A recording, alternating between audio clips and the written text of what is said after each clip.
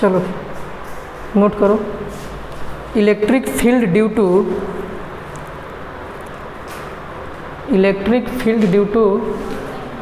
Continuous distribution of charge, electric field due to continuous distribution of charge.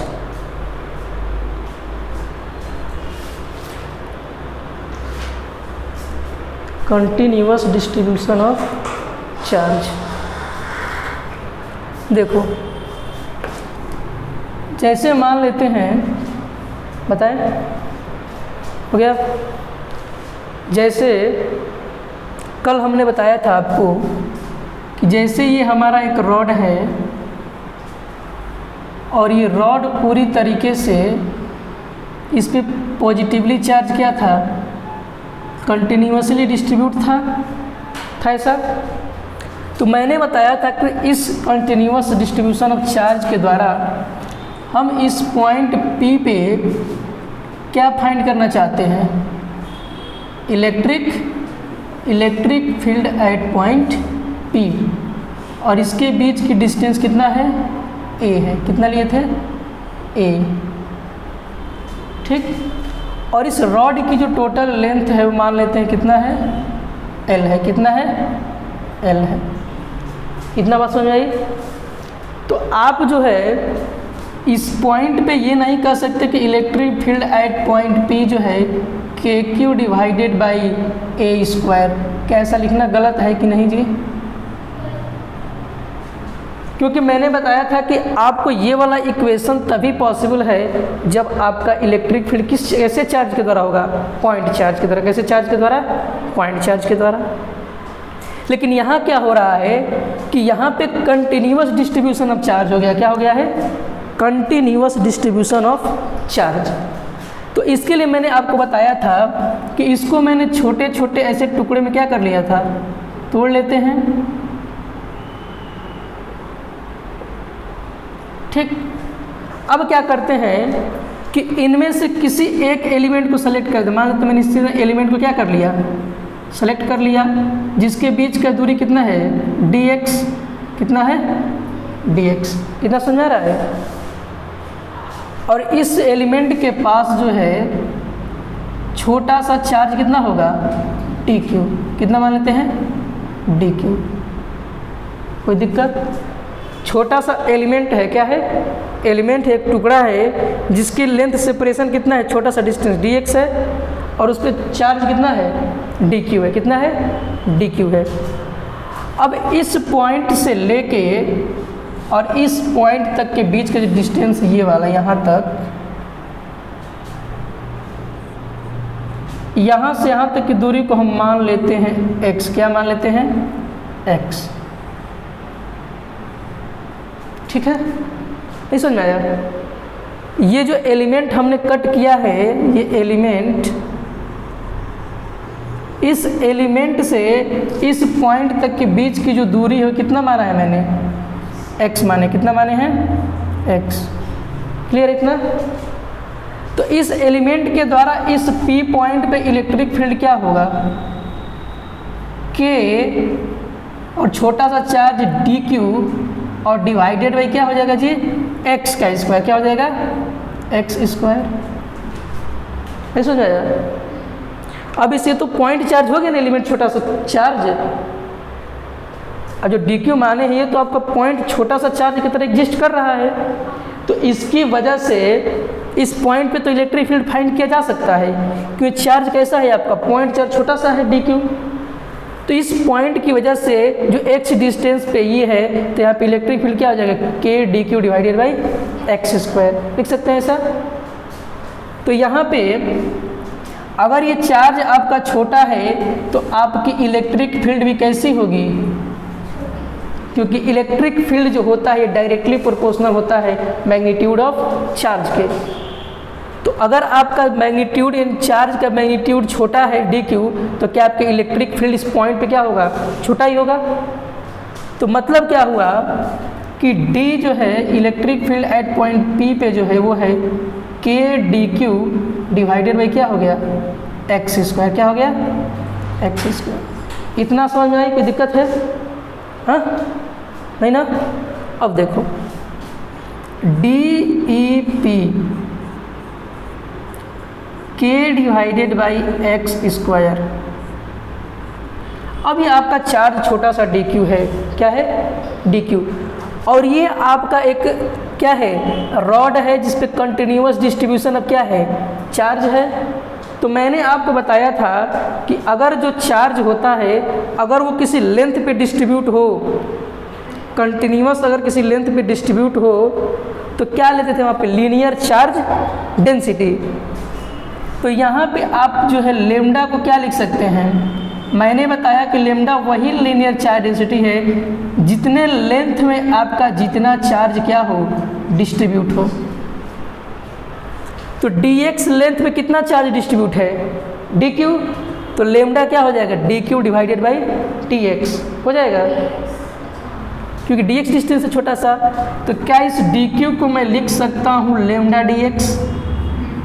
हाँ नहीं समझ में आई बात?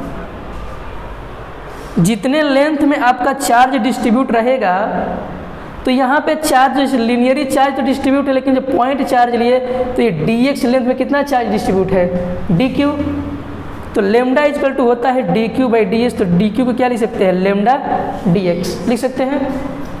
पुट करते हैं dq की जगह क्या लिख सकते हैं? लेमडा dx हो जाएगा। अब देखो ये electric field at point P जो होगा ये हो जाएगा आपका k भी कांस्टेंट है, लेमडा भी क्या है? कांस्टेंट है। तो k और लेमडा बाहर चला जाएगा और अंदर बचेगा dx divided by x square बचेगा। अब d एट पॉइंट P इसको लिख सकते हैं k लेमडा और इसको लिख सकते हैं x के पावर -2 dx लिख सकते हैं। एक्स स्क्वायर को ऊपर लेके चले गए तो इसकी पावर क्या हो जाएगा? निगेटिव में। तो x के पावर -2 क्या हो जाएगा? dx। अब देखिए यहाँ पे अब इलेक्ट्रिक फील्ड जो पॉइंट P होगा अब इंटीग्रेट करते हैं इसको k लेमडा और इंटीग्रेशन करते हैं x के पावर -2 और dx को। अब यहाँ पे डाउट ये है कि लिमिट कहाँ लगाया जाए? लिमिट जो होता है कहाँ से कहाँ लिया जाए? तो देखिए इसको समझिए। अगर ये चार्ज आपका यहाँ पे है, सब बात थोड़ा ध्यान से समझिएगा, ठीक? तो आप कैसे को कट करेंगे? तो ये क्या है? dq और ये क्या हो जाएगा? dx। लिमिट लगाने का जरा ध्यान से सुनिएगा। हमको लिमिट इस तरीके से लेना है कि ये पूरा रॉड क्या हो जाए? उस लिमिट के अंदर आ जाए, तभी ना इसकी तरह इलेक्ट्रिक फील्ड होगा। तो अगर इस पॉइंट को ये चार्ज dq है, जरा ध्यान समझिएगा। अगर ये dq चार्ज है, अगर इसको उठा के मैं इस पॉइंट पे रख दूं, कहाँ पे? इस पॉइंट पे। ये dq चार्ज आपके यहाँ भी हो सकता है, यहाँ भी हो सकता है, यहाँ भी हो सकता है, मतलब कहीं भी हो सकता है, ठीक है? तो अगर इस dq को मैं उठा के अगर इस जगह पे रख दूं तो इसकी डिस्टेंस अब कौन हो जाएगा? a हो जाएगा। अगर इसको मैं उठा के यहाँ रख दूं तो x की जगह पे क्या हो जाएगा? a की जगह पे क्या हो जाएगा? x की जगह पे a हो जाएगा। जैसे इसके वजह से क्या आ रहा था? एक्स स्क्वायर आ रहा था ना। और जब इसी चीज़ को मैं उठा के यहाँ रख दूंगा तो अब इन दोनों के बीच की दूरी कितना हो जाएगी? a हो जाएगी। मतलब इस dq को यहाँ उठाने के बाद इसकी लोअर लिमिट क्या हो जा रही है? a। x का फंक्शन है तो x की लोअर लिमिट क्या हो जाएगी? a हो जाएगा। अब इसी रॉड को जब मैं उठा के यहाँ से लेके पूरा यहाँ तक रख दूँ, यहाँ, तो क्या ये पूरा लेंथ कवर हो गया कि नहीं? हाँ, तो a से लेके इसकी लेंथ कहाँ तक जाएगी? यहाँ से यहाँ l प्लस a। अब लेंथ कितना हो जाएगा? l प्लस, नहीं समझ आई बात? यहाँ था तो इसके बीच की दूरी कितना था? a था। जब यही यहाँ आ जाएगा तो l ये और a ये, यानी l प्लस a दूरी पर रहेगा। अब तो लोअर लिमिट a हो जाएगा और अपर लिमिट क्या हो जाएगा? l plus a। बात समझ आई? इतना नोट करिए पहले।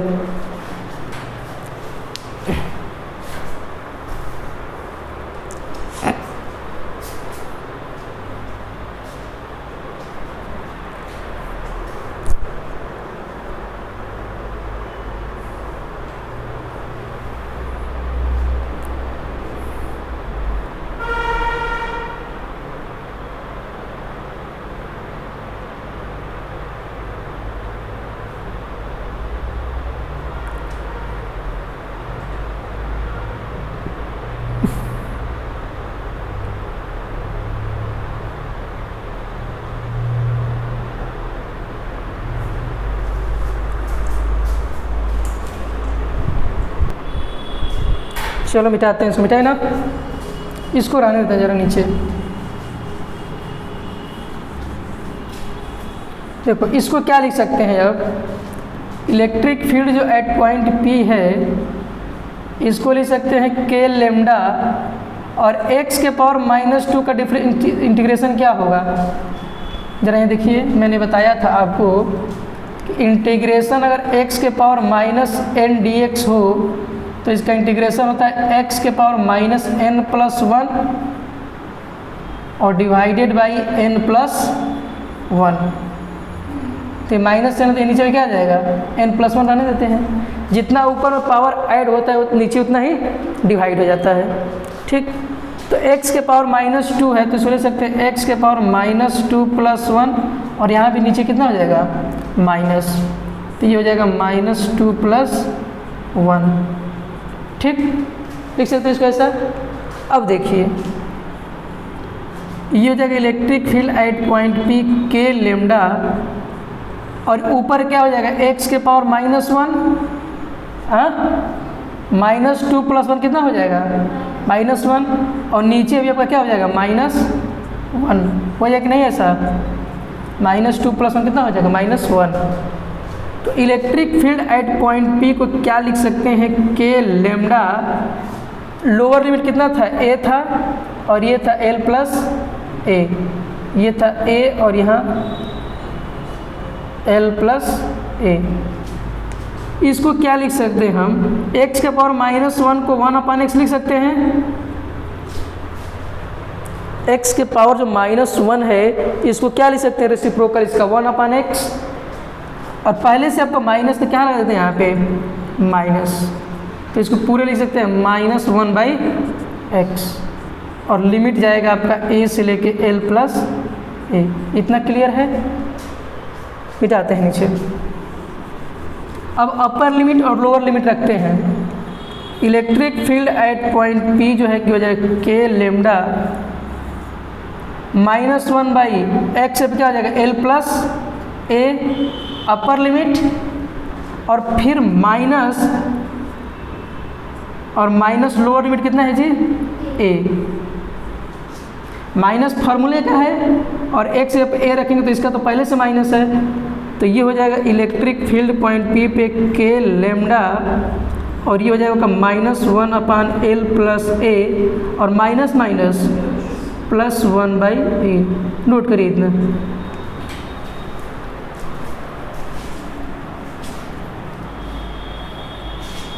पावर ऊपर जितना ऐड होता है उतना ही नीचे आ जाता है, उसका इंटीग्रेशन ये है, नोट कर लीजिए इसको।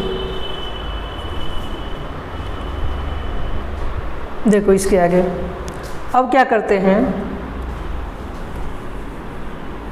नीचे जो है इन दोनों का क्या ले लेंगे, एलसीएम लेंगे, नीचे क्या लेंगे एलसीएम। तो electric field at point P जो होगा वो होगा के लेमडा, और नीचे -1/l+a+1/a का क्या ले लेंगे एलसीएम ले लेंगे यहाँ पे, तो के लेमडा एलसीएम में आ जाएगा l+a और a, तो ये हो जाएगा -a प्लस ये हो जाएगा l+a, तो -a से प्लस से क्या हो जाएगा, प्लस से माइनस से कैंसिल। तो electric field at point P जो होगा वो हो जाएगा के लेमडा डिवाइडेड बाई l+a, और ये हो जाएगा a।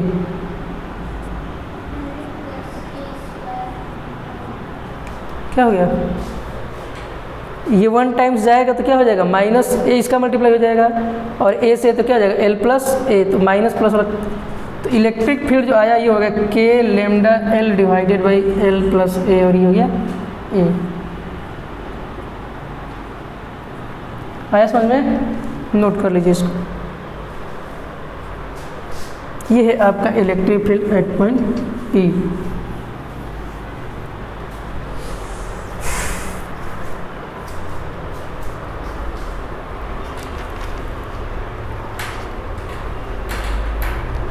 हो गया। अब अगला हेडिंग डालिए जो इम्पोर्टेंट डेरिवेशन है आपके एग्ज़ाम के लिए, ये आता है एग्ज़ाम में। ठीक है, इलेक्ट्रिक फील्ड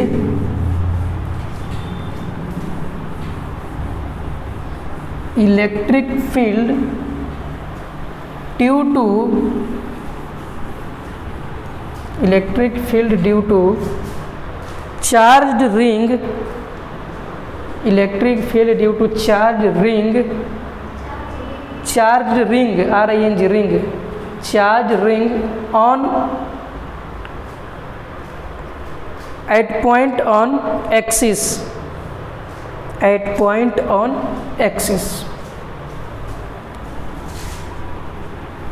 देखिए डेरिवेशन क्या इसमें करना है कि आपके पास एक रिंग होगा, क्या होगा, रिंग देखे हैं, इस शेप का होता है जो रिंग। तो अगर मान लेते हमारे पास ऐसा कुछ इस तरीके का रिंग हो, क्या नज़र आ रहा है आपको, रिंग हो इस तरीके से, और इस रिंग का रेडियस क्या मान लेते हैं, आर है। कितना है, आर है।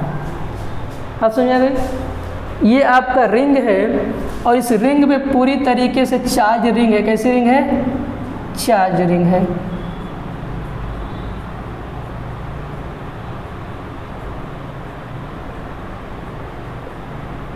चार्ज रिंग है पूरी तरीके से आपका। अब इस रिंग के वजह से, इस रिंग हमारे पास ऐसे है, तो इस रिंग के एक्सिस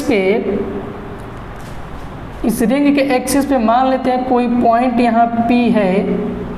इस पॉइंट P पे हमको क्या फाइंड करना है, इलेक्ट्रिक फील्ड।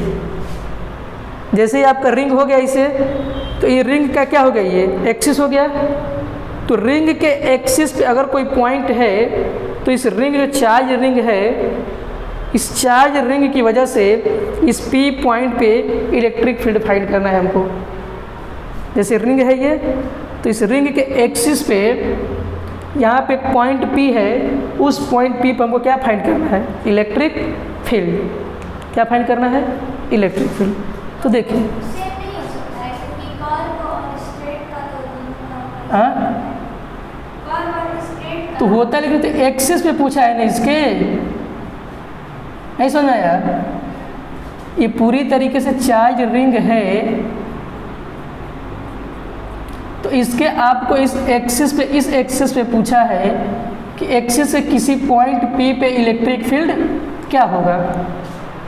ये चार्ज रिंग की वजह से इस एक्सिस के किसी भी पॉइंट P पे इलेक्ट्रिक फील्ड क्या होगा, ये फाइंड करना है।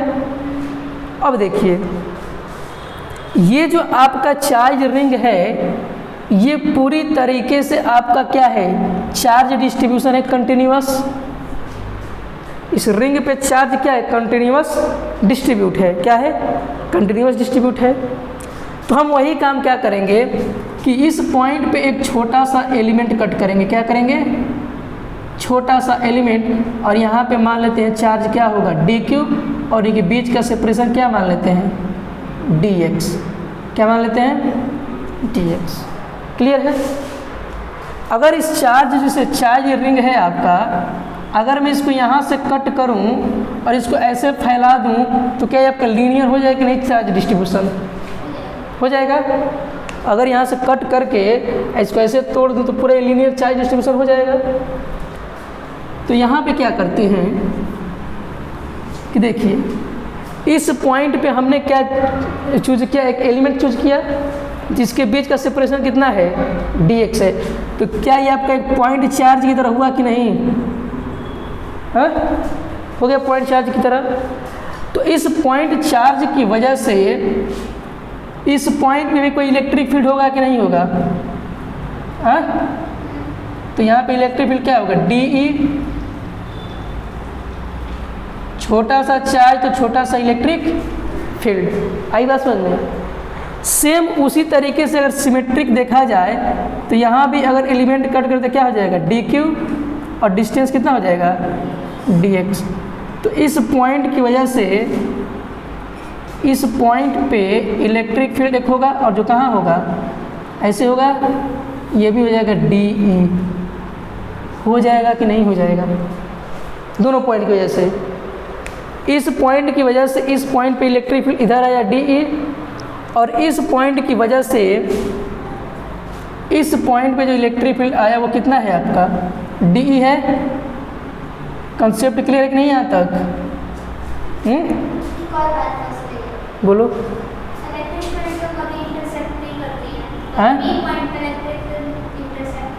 इलेक्ट्रिक फील्ड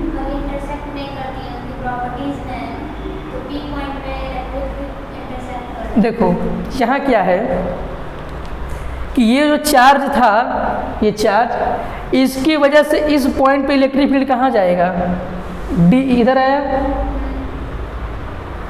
अब इस पॉइंट की वजह से, ये वाला जो पॉइंट है, इस पॉइंट की वजह से इस पॉइंट पे इलेक्ट्रिक फील्ड का डायरेक्शन क्या हो गया, ये हो गया।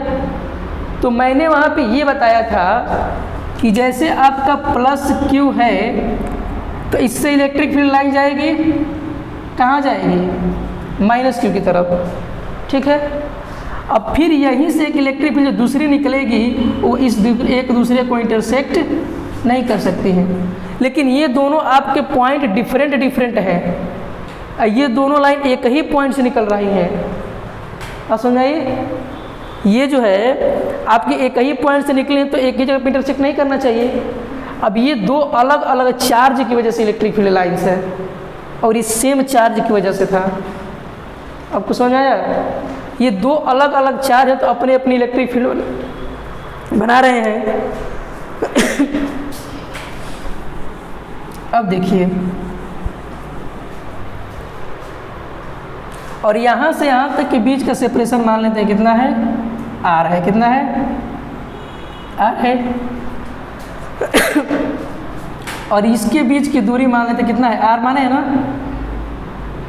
और यहाँ से यहाँ तक के बीच की डिस्टेंस मान लेते हैं x। कितना मान लेते हैं, x है, x मान लेना।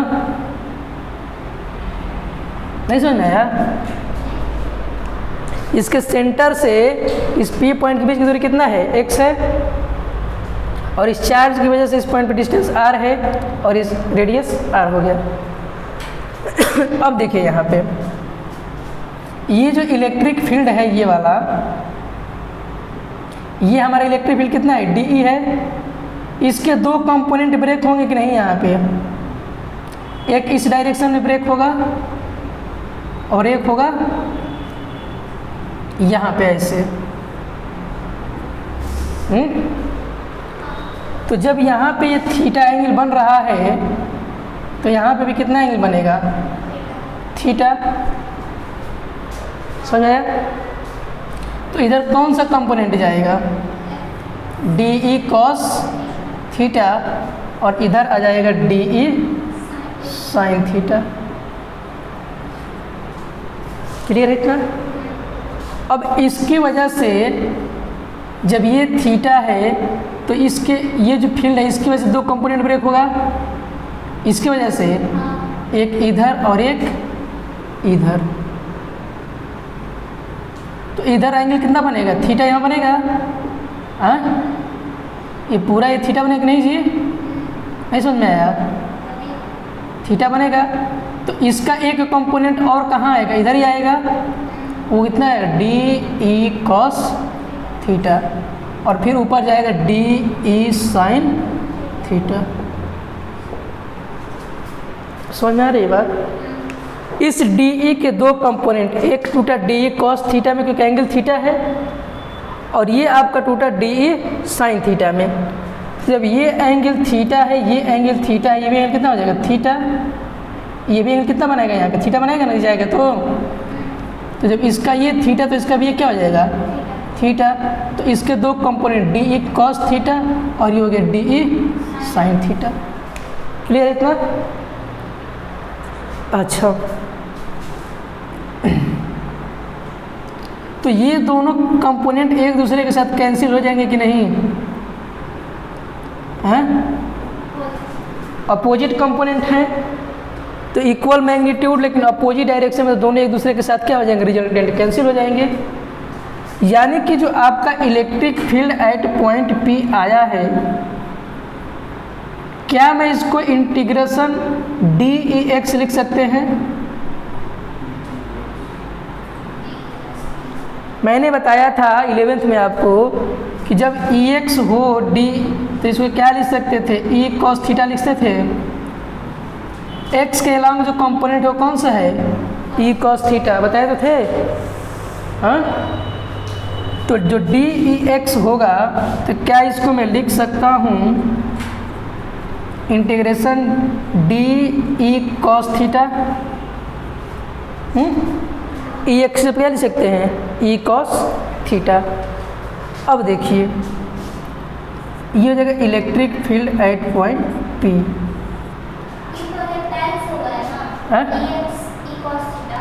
dEx है तो Ex पे dx क्या लिख सकते हैं, dE cos थीटा। क्या हुआ, हाँ तो वही है, x कंपोनेंट किधर जा रहा है, x के अलॉन्ग, तो हो जाएगा E cos थीटा। अब देखिए यहाँ पे ये जो इलेक्ट्रिक फील्ड है dE, क्या है ये dE, तो इस पॉइंट पे जब dE आएगा, यही कंपोनेंट है ना जिधर, तो dE के जगह पे क्या आ जाएगा, k dq और डिवाइडेड बाई क्या हो जाएगा, x स्क्वायर हो जाएगा। हाँ, इसके वजह से जो चार्ज है q, ये कितना हो जाएगा इस पॉइंट पे, d k d q divided by r square होगा ना, आर स्क्वायर होगा। इसकी वजह से ना चाहिए हमको यहाँ पे ये चार्ज, यहाँ पे नहीं है चार्ज, समझ नहीं बात।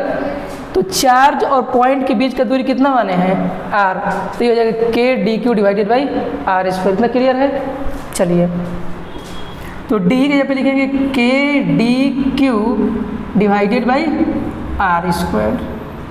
क्लियर है इतना। हाँ, अब हमको चाहिए कॉस थीटा। क्या चाहिए, कॉस थीटा। तो अगर ये थीटा है तो कॉस थीटा की वैल्यू क्या होता है, बेस अपान में हाइपोटेनस। तो बेस का काम कौन करेगा, x, और इसका काम कौन करेगा, ये r। तो कॉस थीटा की वैल्यू हो जाएगी x डिवाइडेड बाई r। आया। तो यहाँ पे इलेक्ट्रिक फील्ड जो है DEP,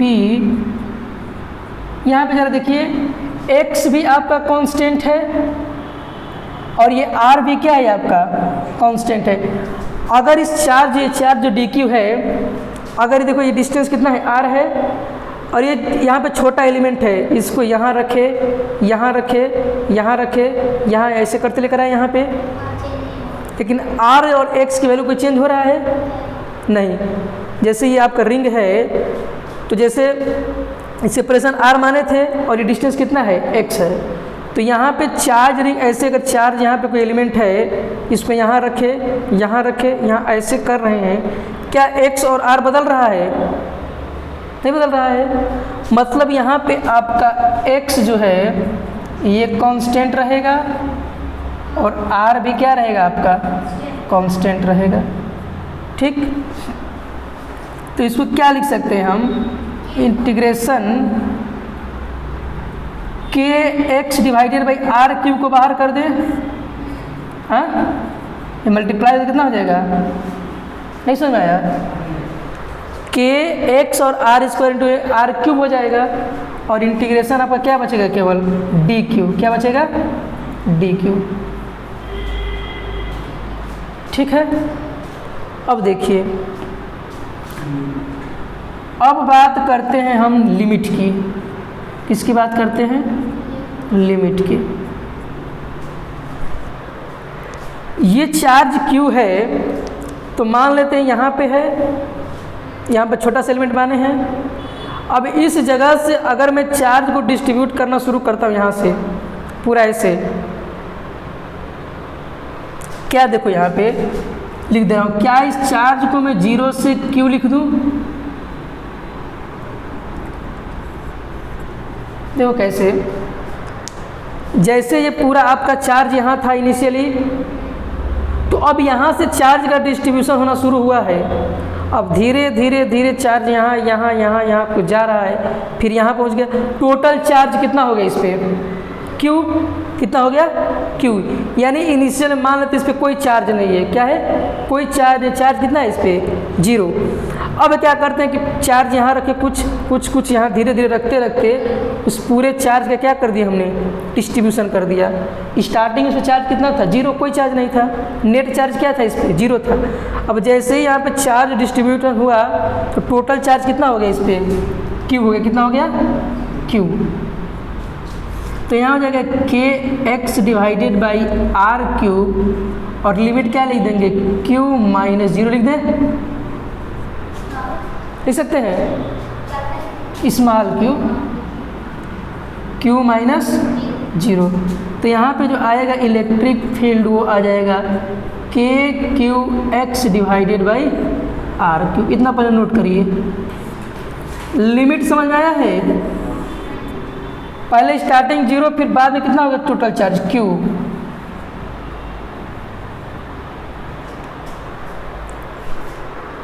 इतना नोट करिए पहले।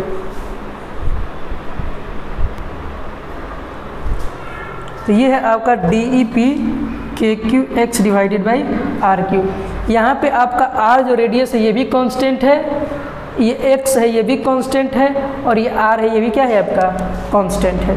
तीनों का तीनों क्या है कांस्टेंट है। जरा देखिए यहाँ पे मिटाएं इसको।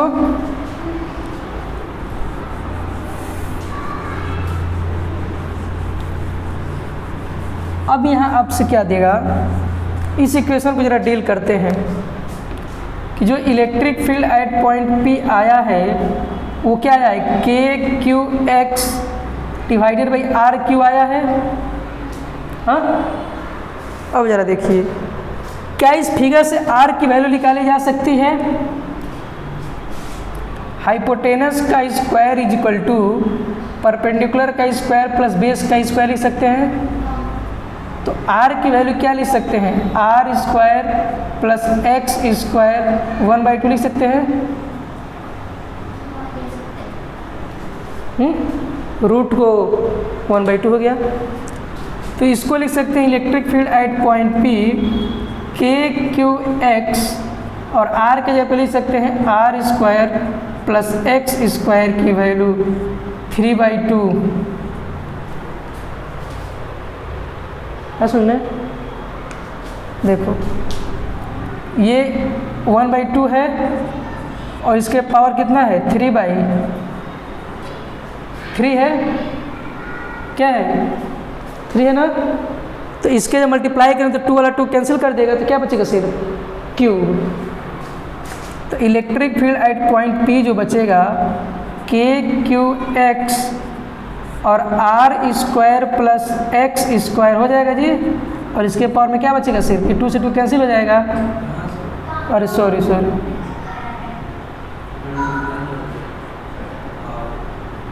ये हो जाएगा 3/2 आया। तो ये हो जाएगा आपका electric field at point P। Note कर लीजिए इसको।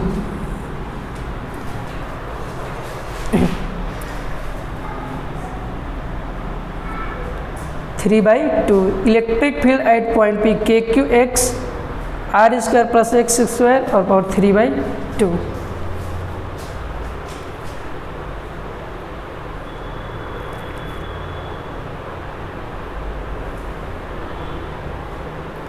ये है electric field due to charge ring.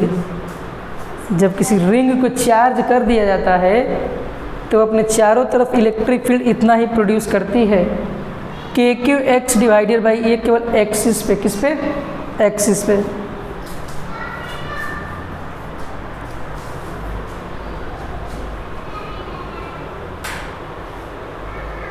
हो गया। जब आपसे ये क्वेश्चन 5 नंबर में पूछेगा, कितने नंबर में 5 नंबर में, तो यहीं तक लिख के मत छोड़ दीजिएगा, ठीक ना। आगे बता रहे हैं क्या और करना है। इसको लिखवाना भूल गए ना, we consider a charge ring. चलो उसको लिखवा देंगे बाद में, यादें नहीं पड़ा। देखो बेटा इसको, चलो देखो वो तो अपने से भी लिख लोगे, लिख लोगे ना जी। अब देखो केस वाइज बनाते हैं यहाँ पे। पहला केस क्या है कि यदि x की वैल्यू 0 हो जाए, x की वैल्यू क्या हो जाए जी, इस x की वैल्यू कहाँ आ जाए, सेंटर पे 0 हो जाए, तो अगर इस x की जगह पे 0 रखेंगे तो इलेक्ट्रिक फील्ड पॉइंट P पे क्या हो जाएगा, 0, यानी electric field at point P क्या हो जाएगा, 0। ये रहा केस नंबर फर्स्ट। जब आप x की वैल्यू को 0 रखेंगे तो आपकी इलेक्ट्रिक फील्ड क्या हो जाएगी, 0, यानी सेंटर पे आपका इलेक्ट्रिक फील्ड क्या होता है, 0। मतलब कि अगर कोई कंडक्टर है, चार्ज जिसके पास वो कंडक्टर कह सकते हैं उसको, तो ये रिंग आपकी पूरी तरीके से चार्ज होती है कि आपका कंडक्टर है, मतलब कंडक्टर के अंदर इलेक्ट्रिक फील्ड क्या होता है, 0। अगर कोई आपका कंडक्टर है तो उस कंडक्टर के अंदर जो इलेक्ट्रिक फील्ड होगा वो क्या होगा, 0। क्या होगा, 0। तो अपने दिमाग में याद रखिएगा बात को कि field inside the conductor is 0। तो यहाँ पे लिख लीजिएगा नोट पॉइंट बना के, electric field inside the conductor is 0।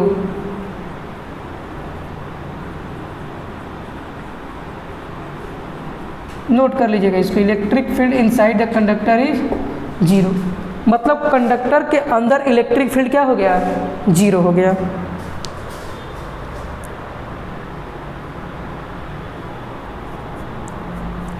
Case दूसरा देखते हैं।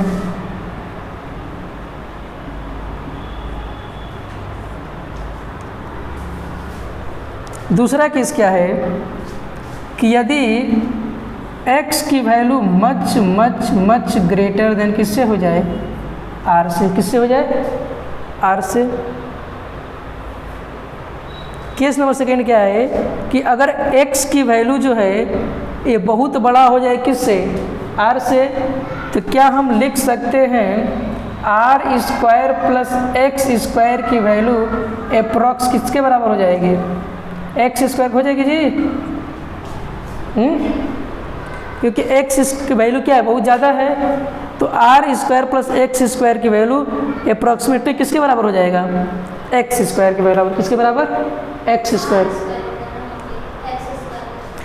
x की वैल्यू जो है मच मच ग्रेटर देन है, x बहुत बड़ा है r से, ये चीज़ जो है बहुत बड़ी है r से, तो जब इनको सम करेंगे तो यही चीज़ में बचेगा क्योंकि सबसे बड़ा x ही है।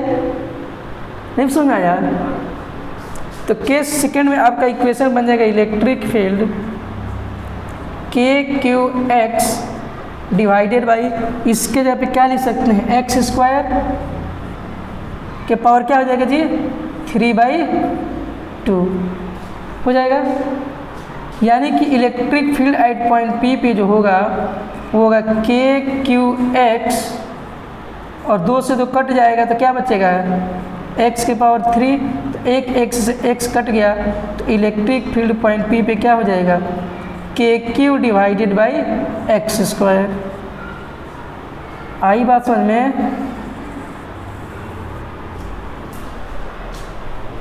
क्लियर है इतना। जब r square plus x square की वैल्यू, जब x बहुत बड़ा है r से, तो किसके बराबर हो जाएगा, एक्स स्क्वायर के, और ये हो जाएगा electric field at point P के q divided by x square.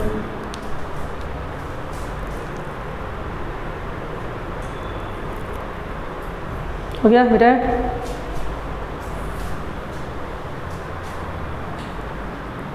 Case third यहाँ लिखते हैं ऊपर।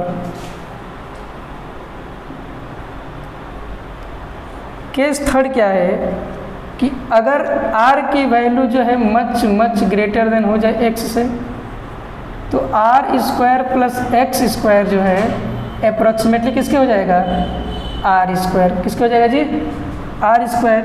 तो यहाँ पे जो इलेक्ट्रिक फील्ड पॉइंट P पे मिलेगा वो हो जाएगा k q x divided by r square के पावर 3/2, तो ये मिल जाएगा k q x divided by r cube. ये है केस नंबर 3।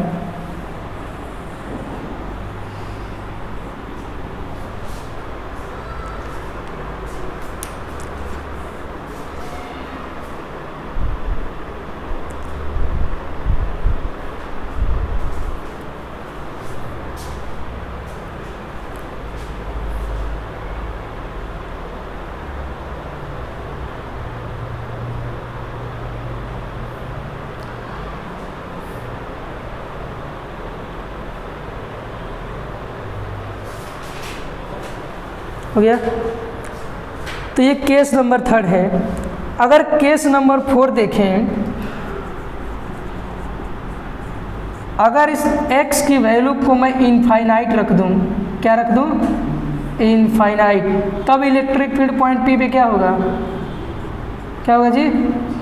0। केस नंबर 4 हो गया। x की वैल्यू जब इनफाइनाइट रहेगा तो इलेक्ट्रिक फील्ड क्या हो जाएगा? 0। ठीक है, ओके। तो x जब इनफाइनाइट होगा तो इलेक्ट्रिक फील्ड एट पॉइंट क्या हो जाएगा? 0। ये आपके केस क्या हैं? 4 ठो केस बन गए। तो जब आपसे पूछेगा कि electric field due to charge ring बताइए, तो आप यहाँ तक तो डेरिवेशन करेंगे ही, electric field at point P वाला। ये यही था आपका चार्ज रिंग के द्वारा इलेक्ट्रिक फील्ड। यहाँ तक तो ठीक है। अब 4 केस बना के आप उसको दिखा दीजिएगा एग्जामिनर को, तब जाके आपको कितने नंबर मिलेंगे? 5 नंबर, पूरे के पूरे नंबर। ठीक है, समझ? ये आपके 5 नंबर के सवाल हैं और एग्जाम में पूछा जाता है electric field due to charge ring. हो गया? चलिए अब डालिए इलेक्ट्रिक डाइपोल। अब यहीं से आपकी कथा शुरू होती है एग्जामिनेशन में आने की क्वेश्चन। एक ये है, और आप इलेक्ट्रिक डाइपोल को भी इम्पोर्टेंट लगाइएगा। हाँ, सब क्वेश्चन पूछा हुआ है एग्जाम में। इलेक्ट्रिक डाइपोल, हेडिंग डालिएगा इलेक्ट्रिक डाइपोल। ठीक है, हेडिंग क्या है आपका? Electric dipole.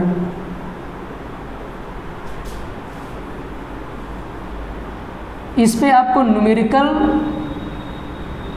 आना है और इसके लिए आपको वेक्टर के कंसेप्ट आने चाहिए। इलेक्ट्रिक डाइपोल में भी किसके कंसेप्ट? वेक्टर के। देख रहे वेक्टर का कितना यूज है? बिना वेक्टर के काम नहीं चलने वाला है, वेक्टर पीछा नहीं छोड़ेगा आपका। चलिए जरा समझिए इलेक्ट्रिक डाइपोल को। ठीक है क्या इलेक्ट्रिक डाइपोल? इस पोल का मतलब होता है पोलरिटी। क्या होता है? पोलरिटी। अब ये पोलरिटी आपका 2 चीज़ होता है, प्लस और माइनस। पोल का मतलब होता है पोलरिटी, और ये क्या हो गया? प्लस या फिर माइनस। और डाई का मतलब होता है 2। क्या होता है? 2। इलेक्ट्रिक डाइपोल का मतलब होता है एक ऐसा सिस्टम, मैंने एक सिस्टम एराइज किया, सिस्टम, उस सिस्टम में मैंने 2 चार्ज रखा। कितने चार्ज रखा? 2 चार्ज। और 2 चार्ज कैसे होंगे आपके? एक होगा प्लस और दूसरा होगा माइनस। जब इलेक्ट्रिक डाइपोल की बात करें तो पोल का मतलब मैंने क्या बताया? पोलरिटी, मतलब प्लस या फिर माइनस, प्लस और माइनस। तो इलेक्ट्रिक डाइपोल का मतलब होता है कि एक ऐसा सिस्टम जिस सिस्टम में 2 चार्ज होंगे, एक प्लस का और एक माइनस का, और उनके बीच का सेपरेशन कुछ होगा। तो ये दोनों चार्ज आपको एक सिस्टम में रखे होंगे, और ये इलेक्ट्रिक डाइपोल का मतलब ही होता है कि एक प्लस और एक माइनस। आप दोनों प्लस नहीं रख सकते। आया समझ में? तो इलेक्ट्रिक डाइपोल हेडिंग डालिए, उसमें लिखिए द system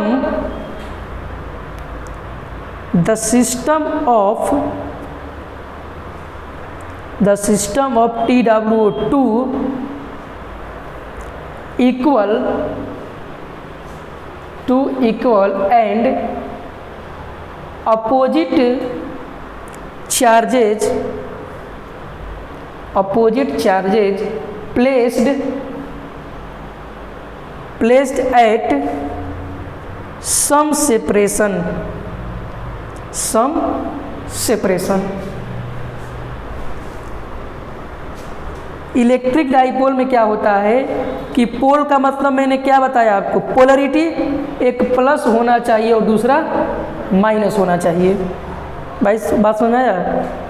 तो एक सिस्टम हम बनाते हैं, ऐसा सिस्टम जिस सिस्टम में आपके दो चार्ज होंगे, एक माइनस क्यू और दूसरा प्लस क्यू।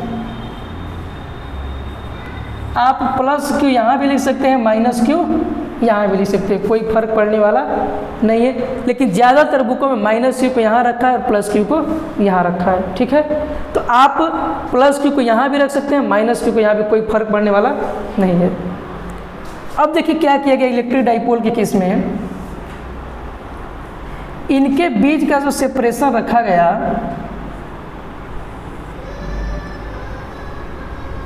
इनके बीच का जो सेपरेशन रखा गया वो रखा गया 2a। क्या रखा गया? 2a। एक ऐसा सिस्टम जिस सिस्टम में दो चार्ज होंगे, प्लस क्यू का और माइनस क्यू का, और उनका जो सेपरेशन होगा वो आप तो 2q ले सकते हैं, 2l ले सकते हैं, 2a ले सकते हैं, 2x, मतलब कुछ भी ले सकते हैं। लेकिन आपका सेपरेशन कैसा होना चाहिए? 2 के टर्म में, इंटीग्रल के टर्म में होना चाहिए। आया बात समझ में? मैंने आपको जब क्वांटाइजेशन ऑफ चार्ज पढ़ाया था तो मैंने आपको बताया था Q इक्वल टू क्या ले रहे थे वहाँ पे, NE, जहाँ पे N आपका क्या था? इंटीग्रल मल्टीपल था। ये तो क्वांटाइजेशन की बात थी। यहाँ पे आपको क्या देखना है कि दो चार्ज तो रहेंगे माइनस क्यू के और प्लस क्यू के, लेकिन इनके बीच का सेपरेशन इंटीग्रल के टर्म में होना चाहिए। या तो 2a हो, 2l हो, कुछ भी ले सकते हैं। ऐसा सिस्टमाइज किया गया डाइपोल के लिए, ठीक। अब देखिए, तो ये है आपका इलेक्ट्रिक डाइपोल। क्या है? Electric dipole. फिगर बना लीजिए इसको, फिर आगे चलते हैं। आया समझ में डाइपोल, इलेक्ट्रिक डाइपोल? हाँ।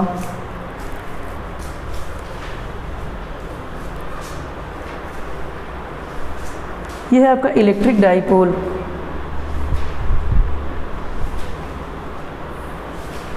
फिगर बना लो।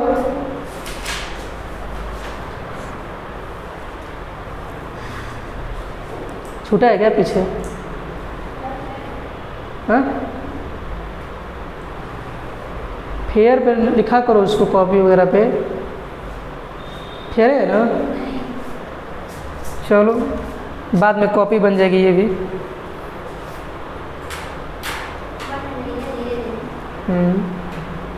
सेपरेशन क्या रखना है इसका? 2 टाइम्स a या फिर l, कुछ भी। तो हम क्या मान के चलते हैं? 2a, ठीक है। बन गया फिगर। अब देखिए, इसमें एक टर्म आता है इलेक्ट्रिक डाइपोल मोमेंट। क्या आता है term? Electric dipole moment. Important है, इलेक्ट्रिक डाइपोल मोमेंट।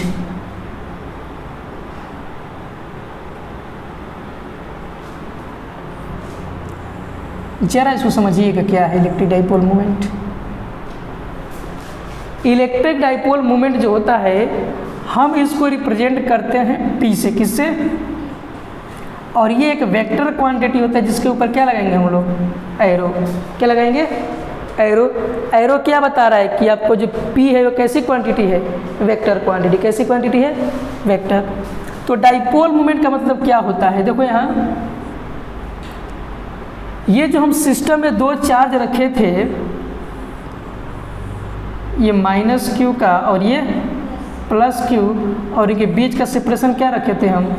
2a। क्या रखे थे? 2a। तो इलेक्ट्रिक डाइपोल मोमेंट डिफाइंड क्या करता है कि इन दोनों चार्ज में से आप किसी एक का चार्ज ले सकते हैं। दोनों में चार्ज में से किसी एक चार्ज से क्या ले सकते हैं? मैग्नीट्यूड ले सकते हैं। तो यानी यहाँ पे लिख सकते हैं मैग्नीट्यूड ऑफ आइदर चार्ज। किसी भी चार्ज का क्या ले सकते हैं? Magnitude. Into separation between them. Separation between them.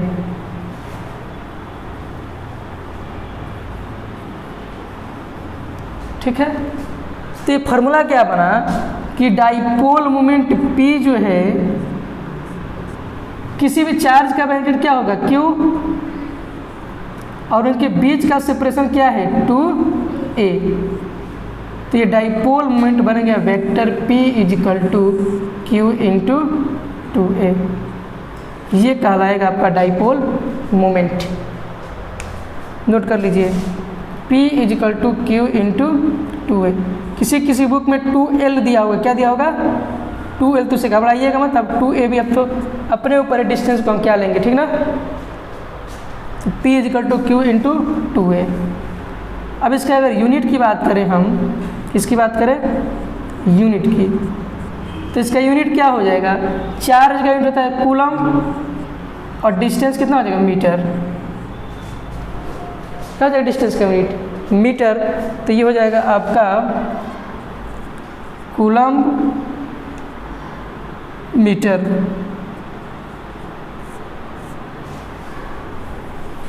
Coulomb metre. और ये है आपका dipole moment P is a vector quantity. ये है आपका वेक्टर क्वांटिटी।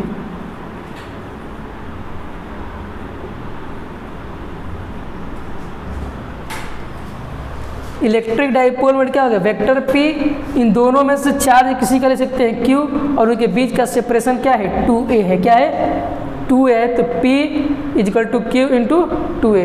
चार्ज का यूनिट होता है कूलम और ये डिस्टेंस क्या हो जाएगा मीटर, ठीक है। और ये है आपका वेक्टर क्वांटिटी। अब नोट पॉइंट यहाँ पे क्या देखना है मिटाए, नोट पॉइंट क्या है यहाँ पे देखिए, नोट पॉइंट जरा देखते हैं इसका। जैसे मान लीजिए हमारा डाइपोल मोमेंट क्या आया था vector P equal to Q into 2a। तो ये तो आपका सिर्फ और सिर्फ मैग्नीट्यूड है, क्या है मैग्नीट्यूड है। लेकिन इलेक्ट्रिक डाइपोल मोमेंट का डायरेक्शन क्या है ये आपको बताना जरूरी है, तभी ना कंप्लीट इन्फॉर्मेशन होगा वेक्टर का। वेक्टर के लिए आपको मैग्नीट्यूड तो चाहिए ही, एज वेल एज क्या चाहिए डायरेक्शन चाहिए। तो हमने क्या देखा, एक सिस्टम जो बनाया गया है आपका -q और +q का, ये है -q चार्ज और ये है हमारा +q चार्ज, और इनके बीच का सेपरेशन क्या है 2a है। कितना है जी 2a है, ठीक। अब यहाँ पे सवाल क्या उठा कि इस डाइपोल मोमेंट जो वेक्टर P है इसका डायरेक्शन क्या होगा, ठीक। तो आप हमेशा याद रखिएगा डाइपोल मोमेंट का डायरेक्शन ऑलवेज निगेटिव टू क्या होगा पॉजिटिव। डाइपोल मोमेंट जो वेक्टर P है इसका डायरेक्शन ऑलवेज कहाँ जाएगा निगेटिव टू पॉजिटिव। जब भी आप डाइपोल मोमेंट का डायरेक्शन है कहाँ से कहाँ लेंगे निगेटिव टू पॉजिटिव। फिगर को बनाइए, नीचे नोट पॉइंट लिखिए।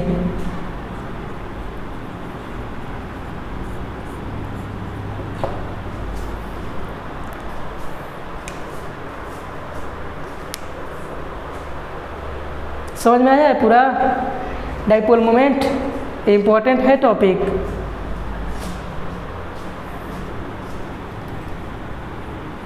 यह है डाइपोल मोमेंट का direction.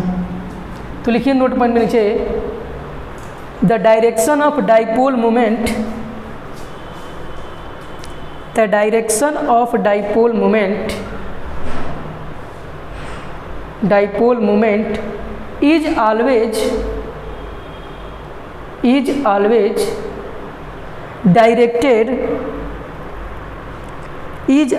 Directed from negative charge to positive charge। यानी आपका इलेक्ट्रिक डाइपोल मोमेंट का जो डायरेक्शन है वो हमेशा निगेटिव टू क्या होगा पॉजिटिव होगा। तो जब भी आपको डायरेक्शन की बात करें डाइपोल मोमेंट की तो आप हमेशा निगेटिव से पॉजिटिव जाएंगे। और डाइपोल मोमेंट का मतलब होता है, इलेक्ट्रिक डाइपोल मोमेंट का मतलब कि आप उसमें किसी भी एक चार्ज का मैग्नीट्यूड रख देंगे और उनके बीच का जो सेपरेशन 2L 2A 2X कुछ भी हो, उन दोनों को मल्टीप्लाई कर देंगे तो आपको मिल जाएगा इलेक्ट्रिक डाइपोल मोमेंट। लेकिन जब आपसे सिर्फ क्वेश्चन पूछे व्हाट इज इलेक्ट्रिक डाइपोल, तो एक ऐसा सिस्टम जिसमें दो इक्वल चार्ज हो लेकिन उनका अपोजिट क्या हो, नेचर हो, मतलब एक चार्ज माइनस हो और एक चार्ज प्लस हो। ये सिस्टम ऐसा बनाया गया है इलेक्ट्रिक डाइपोल के लिए कि एक चार्ज आपका माइनस है और दूसरा आपका प्लस Q चार्ज होना चाहिए, तब जाके आपका क्या कहलाएगा, इलेक्ट्रिक डाइपोल। पोल मैंने बताया कि क्या होता है, पोलरिटी, प्लस और माइनस। तो डाइपोल इन दो पोल हैं, तो एक प्लस और एक माइनस, और दोनों के बीच का सेपरेशन क्या हो जाएगा, 2A। Clear electric dipole moment. और ये वेक्टर क्वांटिटी है, इसलिए इसका डायरेक्शन निगेटिव चार्ज से पॉजिटिव चार्ज जाएगा। ठीक है, तो इलेक्ट्रिक डाइपोल मोमेंट खत्म हो गया। कल से इसके बेस पे जितने न्यूमेरिकल्स हैं, कल से न्यूमेरिकल किया जाएगा इस पे, क्योंकि न्यूमेरिकल यहीं से पूछेगा। ठीक है, तो कल से न्यूमेरिकल कंटिन्यू करते हैं।